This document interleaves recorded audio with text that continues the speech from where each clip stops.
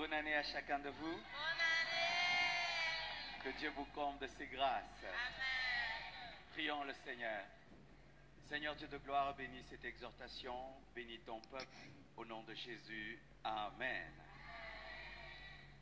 La Bible nous dit dans 1 Samuel 1, verset 26, Anne dit, mon Seigneur, pardon, aussi vrai que ton âme vit, mon Seigneur, je suis cette femme qui me tenait ici près de toi pour prier l'Éternel.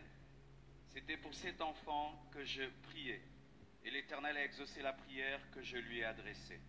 Aussi je veux le prêter à l'Éternel, et il sera toute sa vie prêté à l'Éternel, et ils se prosternèrent là devant l'Éternel. Acclamons la parole de Dieu. Alors, tout d'abord, avant d'entrer dans le texte, j'aimerais dire quelque chose, que la musique congolaise est en train d'atteindre un autre niveau. Vraiment, ces enfants, c'est une bombe. C'est le futur du Congo, c'est la relève. Et vraiment, Mike, ta relève est prête. Et je bénis Dieu, je me suis assis à côté de Denis Ngonde. Et j'ai vu comment est-ce qu'il était touché de voir des enfants chanter ces cantiques avec une telle onction. La relève est là. Nous sommes venus ici pour assister à cette relève. Et je crois que Dieu a exaucé les prières que nous avons faites. Alléluia. Je vous ai donné le texte de Anne et de Samuel. Ce texte nous enseigne beaucoup de choses. Il y a une bonne manière de prier et une mauvaise manière de prier. Lorsque Anne priait mal, elle n'a pas été exaucée. Elle priait par compétition, par rivalité, par rapport à sa rivale Pénina. Elle voulait un enfant pour prouver à l'autre. Et tant que Anne voulait prouver quelque chose à Pénina, Dieu ne la bénissait pas. Jusqu'à ce qu'elle a arrêté de chercher à prouver quelque chose à quelqu'un, mais a voulu vivre pour la gloire de Dieu. Amen. C'est vrai que nous sommes dans une compétition, mais sachez que le principe de Dieu, c'est la non-compétition. Amen. Faites tout pour la gloire de Dieu, chantez pour la gloire de Dieu, et Dieu se servira de vos vies pour sa gloire. Amen. Et lorsqu'elle a arrêté de demander pour elle, elle a dit, si tu me donnes un enfant, je te le donnerai. Elle s'était rendue compte que Dieu aussi avait un problème. Le Dieu que tu pries a un problème. Autant tu as un problème, tu as un problème. Dieu avait besoin d'un prophète, Anne avait besoin d'un enfant. Ainsi, lorsqu'elle a demandé un enfant qu'elle devait redonner, il y a eu la solution à ces deux problèmes. Elle a eu un fils et Dieu a eu un prophète et chacun était content. Lorsque tu pries, lorsque tu demandes, pose-toi toujours une question, est-ce que Dieu va se retrouver dans mon exaucement? Il faudrait lui donner un enfant qui sera un prophète. Ce sera ton enfant, ce sera son prophète. Et lorsque Anne a donné le seul enfant qu'elle avait, Dieu lui a donné 5 de plus. Elle a eu 2 filles et encore 3 garçons. Samuel te donnera toujours des petits frères. Chaque fois que tu vivras pour la gloire de Dieu, tu seras béni. Et chaque fois que tu vivras pour ta propre gloire, tu seras stérile. Tu vas être fécond dans la vie, vis pour la gloire de Dieu. Tu vas être stérile, vis pour toi.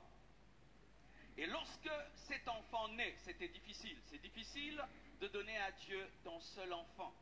Vraiment, je ne sais pas dans quel état spirituel cette femme était. Je respecte sa spiritualité. Tu as attendu des années à un enfant et Dieu te le donne. Et puis tu veux le donner. C'est facile de donner ce qu'on n'a pas. Mais c'est lorsqu'on l'a, c'est difficile de donner. C'est pourquoi beaucoup de gens font des promesses. Seigneur, si tu fais de moi un millionnaire, je te donnerai la dîme. Quand seulement il a 1 million, il fuit l'église, n'est-ce pas? Parce que c'est facile de donner en pensée, difficile de donner physiquement. Elle avait donné en pensée, là il fallait qu'elle donne physiquement. Elle amène cet enfant auprès de Dieu, mais auprès d'Élie. Madjabou, aujourd'hui, vous êtes devenu Élie, c'est-à-dire celui qui va prendre soin de l'enfant. Ce sont des Samuel, tous ces enfants qui ont chanté ici. Si nous donnons un micro à toutes ces femmes qui sont là, il y a des témoignages derrière leur naissance. Certaines femmes étaient stériles et Dieu t'a donné cet enfant qui chante avec onction. D'autres ont prié Dieu, donne-moi un enfant qui sera un pasteur. Et parmi eux, il y a un pasteur. Le petit là, ce sera un pasteur. Qu'il chante comme il veut, il va se retrouver derrière la chair. Qu'il chante comme il veut, il finira derrière la chair. Et je suis sûr que sa maman a prié. Je suis sûr que sa maman a jeûné pour avoir un tel enfant. Et cet enfant nous est confié. Lorsque Samuel a été confié à Élie. Il était prophète, mais il n'entendait pas la voix de Dieu. C'est Élie qui l'a aidé à connaître la voix de Dieu. Et nous sommes là pour aider ces enfants à connaître la voix de Dieu. Et je suis sûr qu'ils m'entendent. Et voici une voix de Dieu que j'aimerais vous révéler. Même si vous avez été découvert devant des lumières, sachez que c'est Jésus la star. Même si vous avez été découvert dans une compétition, le ministère n'est pas une compétition. Le ministère, c'est une collaboration. Alléluia. Il y en a qui sont la main, d'autres sont les pieds. Il faut travailler ensemble. Pour porter mes lunettes, il faut la collaboration du nez, des oreilles pour que les yeux voient. Et il faut la collaboration. Lorsque vous sortirez de ce lieu, ne soyez pas des concurrents. Soyez des frères, soyez des amis. Et je bénis Dieu parce que Madjabou est en train de devenir une famille. Il y a les Yaya, il y a les petits frères.